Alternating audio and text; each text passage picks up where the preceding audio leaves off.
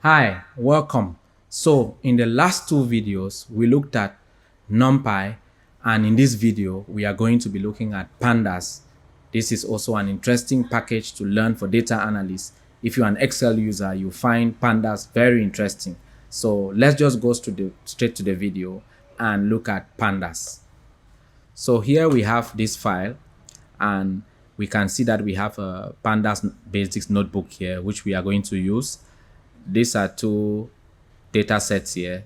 They are similar, but the difference is when I go to properties for the first one, it's a CSV file, and when I go to properties for the second one, it's an Excel file.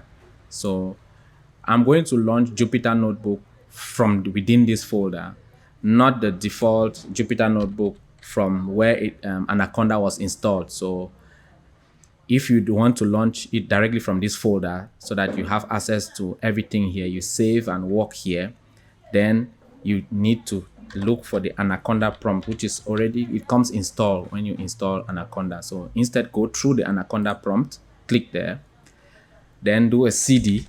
So you need now to copy the address, CD space, copy this address, and then paste here. So you point it to this folder. So now the Anaconda prompt is inside this folder.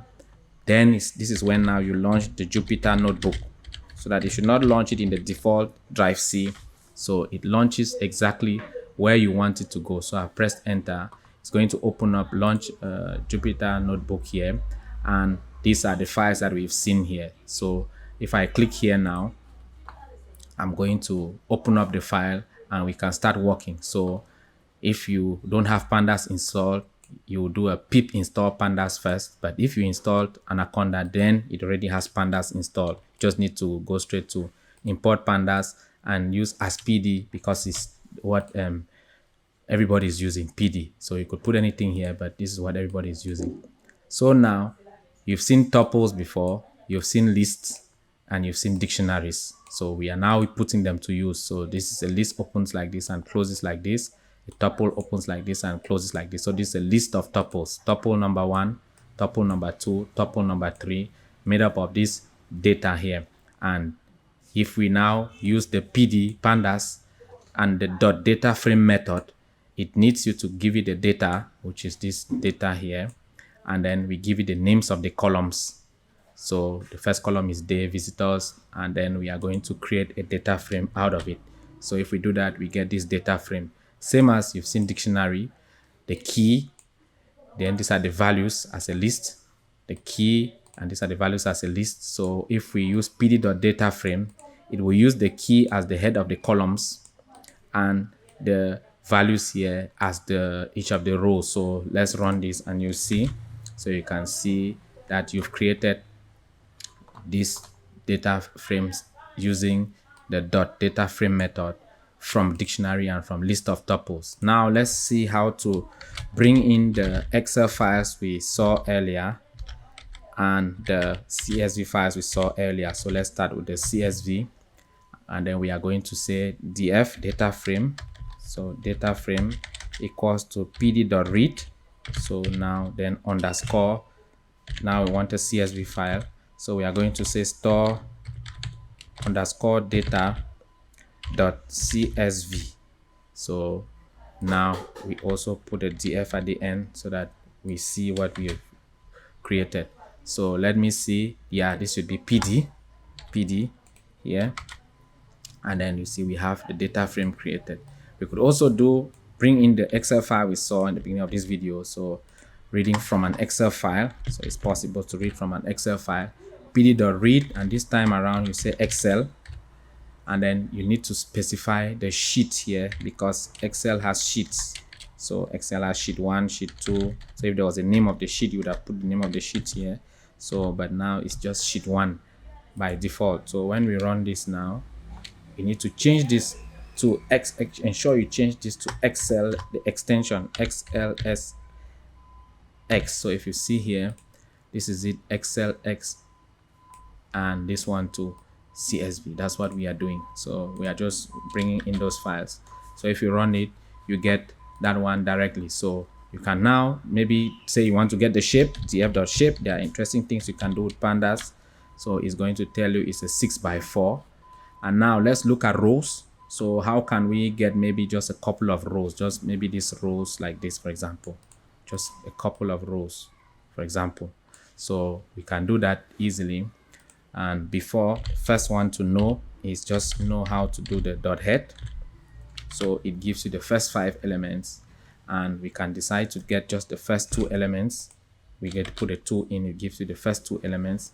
Same as if you do a df.tail. By default, it gives you the last 5 elements, and again you can decide to get the last 2 or the last 3 elements, and it's going to give you that. So you can press B to have more files more cells created down there as we move on. So we could decide to just get maybe a couple of columns, like we want to get this couple of rows, like we want to get this row and this row as well. So it's 3 and 4. So this is what we are going to do. We are going to say df 3 to 5, because we know it's going to include the 3, but it would not include the 5. It will do 3 4. If we wanted to include the 5, we need to say 3 to 6, for example. So that's it, 3 4 and 5. So now let's look at how you can get columns. So if you want to get like the visitors column, everything in the visitors column, you just need to index it like this, visitors, run it, and then you get the visitors column. So we can always check the type of that. So let's just type and see the type of data we have here, and then you can even check the type of data you have for your df. So this is a data frame, and each of these columns are series. So they're actually numpy series. There is a numpy series, visitors a numpy series, combined together to make one big data frame, df. So that's the link between numpy and pandas. So there are other links, but this is one example. Now you can decide to get a couple of columns. So you need to ensure that you pass them as a list like this. So a list of columns. So they, visitors, and then maybe sex, for example. So ensure you pass them as a list. A single one, you don't need the double braces here. So, but for more than one, you need this. Don't forget that. So let's run it.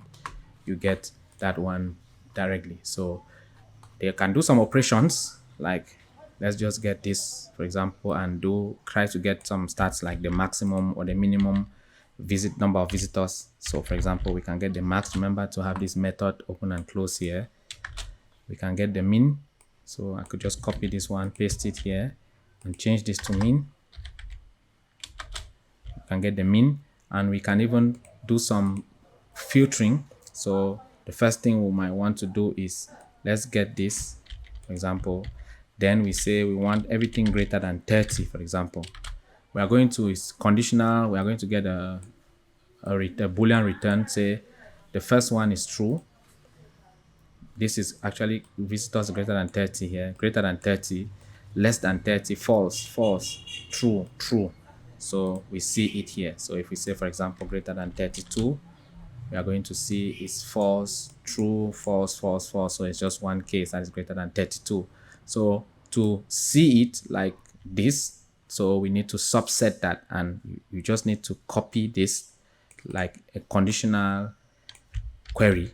Then you say df and paste that inside. So you are saying do this query like this, but pass this df and let us see the true columns. So as you can see here, it is just it gave us the complete observation that meets that condition. So we could decide to say we want to do the same thing, but we want to now just get out all the males. So we want to filter out just the males. So the males are in the sex column, sex, and we can decide to say this is equal to, double equal to. Remember we saw that in an earlier video, and then when you press that, you get now the male, all the males have been filtered out. So an interesting thing to know is that you can also just get df.visitors dot describe. So this is something we'll be using, and to be able to get the statistics. So I did, okay, visitors, then these are 6, there's the mean, the minimum is 24, the maximum is 35, so standard deviation is 3, so you get a descriptive statistics of all the visitors. You can do same for units sold. So those are interesting things that you will be using as you when you'll be doing, say, like exploratory data analysis, when you combine all of this together. So there is also something you can do to set the index. So for now, the index are this 0, 1, 2, 3, 4, 5 automatically generated like this, but you can change the index, for example, to be your day. So if you want the index to be your day, for example, let me just get this CSV in, for example, to make it easier. So I'll just get this CSV in and then I run it.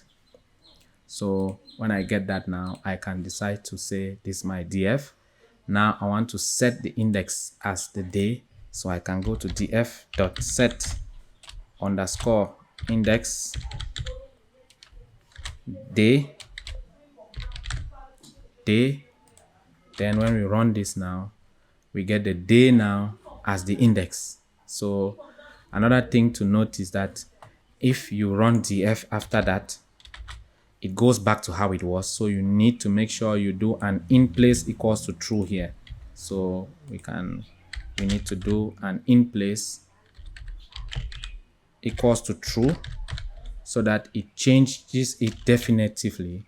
And when you run df now, you have the new index like this. So now you can decide now to get, maybe you check what are your indices now, df.index, and then you can also get the location, df.log. Maybe you want to get just this date, so it will be easier to use it now like a hash, to get those dates, to use it like a hash. So you can get it like that, and then you can also reset, do a df.reset index, and then you also do an in place equals to true. In place equals to true. So when you do that, you run df now, the index has been reset already. So one last thing that could be good to know is how to write to CSV. So if you want to write to CSV, you just take the data frame df, then dot to. So it's very easy to CSV, and then you call now, maybe I'll just give it store to, so that we distinguish it from what is already there, store to dot CSV. And then we want to eliminate the index, so we don't want that index to come like another column. So we're going to say index equals to false. So when we run this now, we go here, we see the store to CSV here. And if you want to put it to Excel,